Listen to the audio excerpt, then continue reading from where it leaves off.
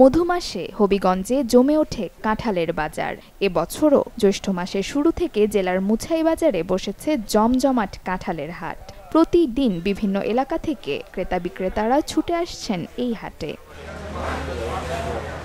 ব্যবসায়ীদের আনাগোনায় মুখরিত এ বাজারে হাকডাকের মাধ্যমে প্রতি পিস কাঁঠাল পাইকারি দরে বিক্রি হয় ২০ থেকে ৫০ টাকায়।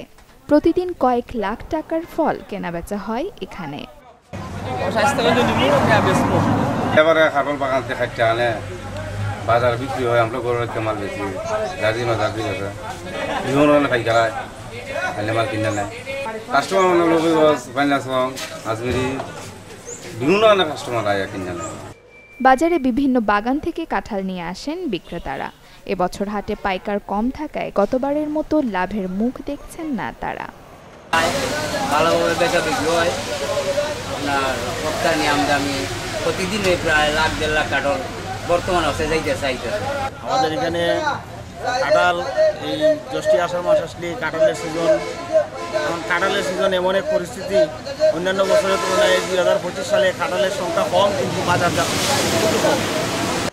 এদিকে কাঁঠাল চাষিদের মধ্যে উন্নত জাতের চারা বিতরণ ও প্রশিক্ষণের উদ্যোগ নিয়েছে কৃষি সম্প্রসারণ অধিদপ্তর।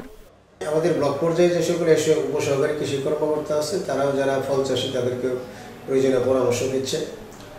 আর আমরা আমাদের যে হবিগঞ্জ জেলায় প্রায় অনেকগুলো প্রকল্প কাজ করে আর কি, যে প্রকল্পের যেহেতু আমরা হিউজ একটা কৃষককে প্রশিক্ষণ দিয়ে থাকি, এই প্রশিক্ষণের ভিতরে ফল চাষিদের জন্য কি করা উচিত, কোন সময় সার দিতে হবে, কোন সময় কীটনাশক দিতে হবে এবং কীটনাশক দেওয়ার ক্ষেত্রে তারা কী ধরনের ইনস্ট্রুমেন্ট ব্যবহার করবে, এই বিষয়গুলিরা আমরা কৃষককে পরামর্শ দিচ্ছি।